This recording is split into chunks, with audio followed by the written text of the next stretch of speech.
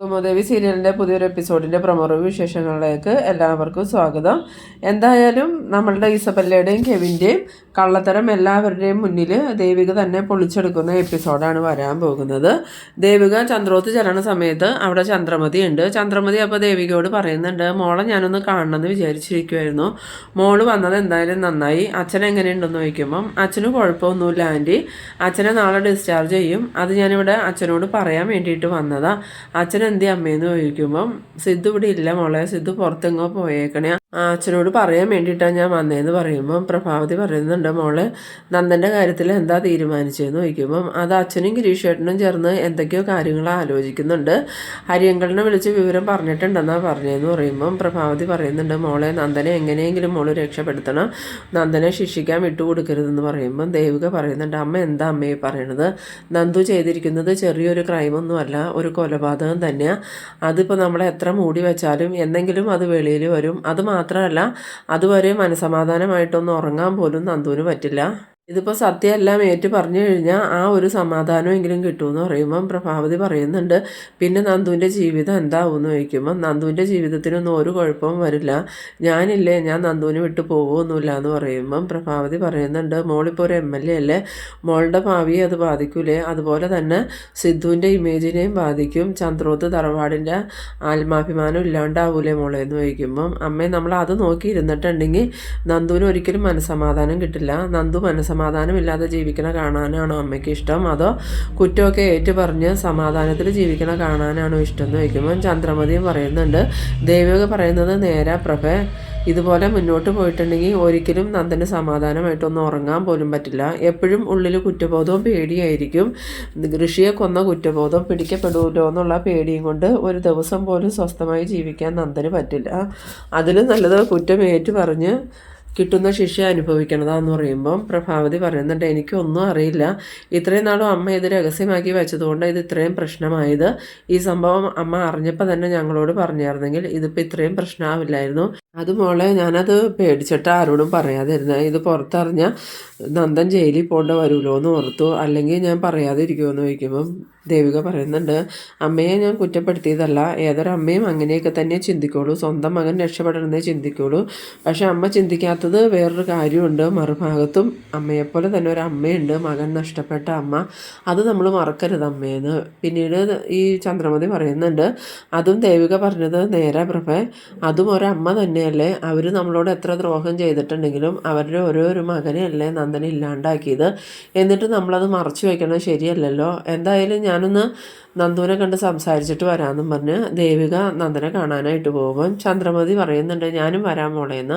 അങ്ങനെ രണ്ടുപേരും കൂടി നന്ദനെ കാണാനായിട്ട് നന്ദൻ്റെ റൂമിലേക്ക് ചെല്ലുന്ന സമയത്ത് നന്ദനാണെങ്കിൽ ഇങ്ങനെ ആകെ സങ്കടപ്പെട്ടിരിക്കുകയാണ്. ദേവികയെ കണ്ടതും, ആ ദേവി നീ വന്നോ, നിൻ്റെ പിണക്കമൊക്കെ മാറിയോ ദേവി എന്ന് ചോദിക്കുമ്പം ഞാനിപ്പോൾ വന്നത് നമ്മളുടെ കുടുംബകാര്യം ചർച്ച ചെയ്യാനൊന്നുമല്ല, ഋഷിയുടെ കൊലപാതക കേസിൻ്റെ കാര്യങ്ങൾ ചർച്ച ചെയ്യാൻ വേണ്ടിയിട്ടാണ്, അത് ഞാനും അച്ഛനും ഗിരീഷേട്ടനും കൂടി തീരുമാനിച്ചിരിക്കുന്നത് നിയമപരമായിട്ട് തന്നെ മുന്നോട്ട് പോകാമെന്ന്. അപ്പോൾ അതിനെക്കുറിച്ച് കൂടുതൽ കാര്യങ്ങൾ ഞങ്ങൾക്ക് അറിയേണ്ടതുണ്ട്, നന്ദു ഋഷിയെ കൊന്നു എന്ന് മാത്രമല്ലേ നന്ദുവിനെ അറിയുള്ളൂ, പിന്നീട് ആ ബോഡി എന്ത് ചെയ്തു, അത് ആരാ മറവ് ചെയ്തത്, അതൊക്കെ ഞങ്ങൾക്ക് അറിയണം, അതുമാത്രമല്ല ആ ബോഡി എവിടെയാണ് മറവ് ചെയ്തേക്കണേന്ന് പറയണം, എന്നാലാണ് ഈ കേസുമായി മുന്നോട്ട് പോകുമ്പോൾ പോലീസിന് ആ ബോഡി കളക്ട് ചെയ്യാൻ പറ്റുള്ളൂ. അന്നേരം നന്ദൻ പറയുന്നുണ്ട്, ബോഡി മറവ് ചെയ്തിരിക്കുന്നത് എവിടെയാണെന്ന് എനിക്കറിയില്ല. അന്നേരം ചന്ദ്രമതി ചോദിക്കുന്നുണ്ട്, അതെന്താ നന്ദ നിനക്കറിയില്ലാത്ത, നീയല്ലേ ഋഷിയെ കൊന്നത്, അപ്പോൾ പിന്നെ ബോഡി മറവ് ചെയ്തത് എവിടെയാണെന്ന് നിനക്ക് അറിയാത്ത എന്താണെന്ന് ചോദിക്കുമ്പം അത് മറവ് ചെയ്തത് ഞാനല്ല എന്ന് പറയണു. പിന്നെ ആരാ, അതെനിക്ക് പറയാൻ പറ്റില്ല, അത് പറഞ്ഞിട്ടുണ്ടെങ്കിൽ അവരും ഈ കേസിൽ പ്രതിയാവും, അവർ ശരിക്കും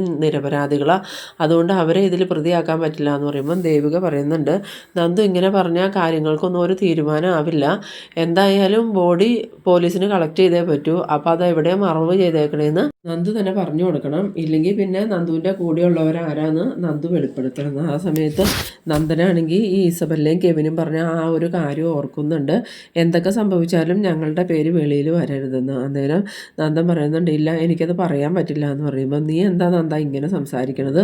നീ ആ കൊന്നേന്ന് നീ സമ്മതിച്ചു, പക്ഷേ ബോഡി മറവ് ചെയ്തത് എവിടെയാണെന്ന് നിനക്കറിയില്ല, അതെങ്ങനെ സംഭവിച്ചു?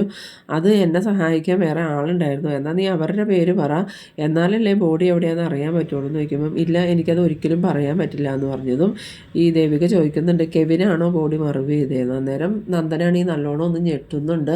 ആ സമയത്ത് ദേവികയ്ക്ക് മനസ്സിലാവുന്നുണ്ട് കെവിനാ ഇത് ചെയ്തേക്കണേന്ന്. അന്നേരം ദേവിക പറയുന്നുണ്ട്, ബോഡി മറവ് ചെയ്തിരിക്കുന്നത് കെവിനാ അല്ലേ എന്ന് ചോദിക്കുമ്പം, ഇല്ല ദേവി അതൊന്നും അല്ല എന്ന് പറയുമ്പം, ഇനി നന്ദു നുണയൊന്നും പറയണ്ട, കെവിൻ തന്നെ അത് ചെയ്തേക്കണേ. എന്തായാലും ഈ നന്ദു സത്യങ്ങൾ പറഞ്ഞില്ലെങ്കിൽ കെവിനെയും പോലീസിന് വിളിച്ച് ചോദ്യം ചെയ്യേണ്ടി വരും.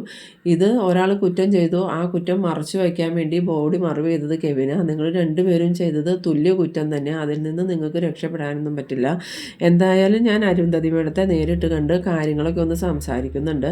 അവരിപ്പോഴും കാണാതായ മകൻ തിരിച്ചു വരുമെന്നും പറഞ്ഞ് കാത്തിരിക്കുക. എനിക്ക് അവരെ നേരിട്ട് കണ്ട് കാര്യങ്ങൾ ബോധ്യപ്പെടുത്തി അവരോട് മാപ്പ് പറയണം. സമയത്ത് ചന്ദ്രമതി പറയുന്നുണ്ട്, ശരിയാ മോളെ, മോള് പോയി ആ അരുന്ധതി മേഡത്തെ കാണുക, കൂടെ ഞാനും വേണമെങ്കിൽ വരാമെന്ന് പറയുമ്പോൾ, വേണ്ട ആൻറ്റി ഒന്നും വരണ്ട, ഞാൻ ഒറ്റയ്ക്ക് പോയി കണ്ടോളാം എന്ന് പറയണു. പിന്നീട് കാണിക്കുന്നത് നമ്മളുടെ അരുന്ധതി ആണെങ്കിൽ ഓരോന്ന് ആലോചിച്ചിരിക്കുന്ന സമയത്താണ് മുറ്റത്തൊരു കാർ വരുന്ന സൗണ്ട് കേൾക്കണത്. അരുന്ധതി അത് ആരാന്ന് അറിയാൻ വേണ്ടിയിട്ട് പുറത്തേക്ക് ഇറങ്ങി വരുമ്പം ദേവികേനെയാണ് കാണുന്നത്. ദേവികയെ കണ്ടതും അരുന്ധതിക്ക് വല്ലാത്തൊരു വിഷമവും സങ്കടവും ഒക്കെ ആവുന്നുണ്ട്. എന്നിട്ട് ദേവിക അരുന്ധതിനെ കണ്ടതും മേഡം എന്നും പറഞ്ഞ് വിളിച്ചുകൊണ്ട് വരുമ്പം, എന്താ ദേവിക എന്തിനാ ഇപ്പം ഇങ്ങോട്ട് വന്നതെന്ന് ചോദിക്കുമ്പോൾ, ഞാൻ മേഡത്തെ കാണാനാണ് വന്നേ, എനിക്ക് മേഡത്തിനോട് അത്യാവശ്യമായിട്ടൊരു കാര്യം പറയാനുണ്ട്, മേഡം അത് ശ്രദ്ധിച്ച് കേൾക്കണം, സങ്കടപ്പെടരുത്, സമാധാനത്തിൽ കേൾക്കണം എന്നൊക്കെ പറയുമ്പോൾ, എന്താ ദേവിക എന്താ പ്രശ്നം എന്ന് ചോദിക്കുമ്പോൾ, ഋഷിയെ കാണാനില്ല എന്ന് പറഞ്ഞില്ലേ, ഋഷി ഇപ്പം ജീവിച്ചിരിക്കണില്ല എന്ന്. അത് കേട്ടതും അരുന്ധതിക്ക് കാര്യങ്ങൾ മനസ്സിലാവുന്നുണ്ട്. നന്ദനാണെങ്കിൽ സത്യങ്ങളൊക്കെ ദേവികയോട് പറഞ്ഞു കഴിഞ്ഞു എന്ന്. അന്നേരം അരുന്ധതി ചോദിക്കുന്നുണ്ട്, എന്താ ദേവിക നീ പറഞ്ഞത്, ഋഷി ജീവിച്ചിരിക്കണില്ല എന്നോ?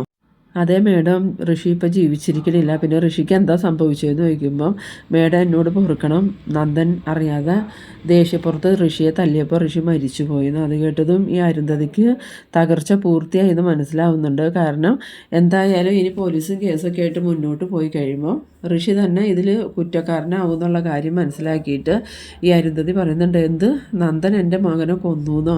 ഇത് പറയാനാണോ ദേവിക നീ എൻ്റെ അടുത്തേക്ക് വന്നത്? ഞാനിത് എങ്ങനെ സഹിക്കും എന്നൊക്കെ ചോദിച്ചിങ്ങനെ കരയണ പോലെ കാണിക്കുമ്പം ദേവിക പറയുന്നുണ്ട്, മേഡം എന്നോട് പൊറുക്കണം, നന്ദൻ മനഃപൂർവ്വം ചെയ്തതൊന്നുമല്ല, അറിയാതെ സംഭവിച്ചു പോയതാണ്. എന്നിട്ട് എൻ്റെ മോൻ്റെ ശരീരം എവിടെയെന്ന് വയ്ക്കുമ്പം, അതിനെക്കുറിച്ചൊന്നും എനിക്കറിയില്ല, എന്തായാലും ഞങ്ങൾ നിയമപരമായി തന്നെ മുന്നോട്ട് പോകാൻ തീരുമാനിച്ചു, മേഡത്തിനോട് ആദ്യം തന്നെ വന്ന് കാര്യങ്ങൾ പറഞ്ഞിട്ട് പോലീസ് സ്റ്റേഷനിൽ ചെന്ന് കീഴടങ്ങാനാണ് തീരുമാനിച്ചേക്കണം, അതാ ഞാനിപ്പം മേഡത്തെ കാണാൻ വന്നത്.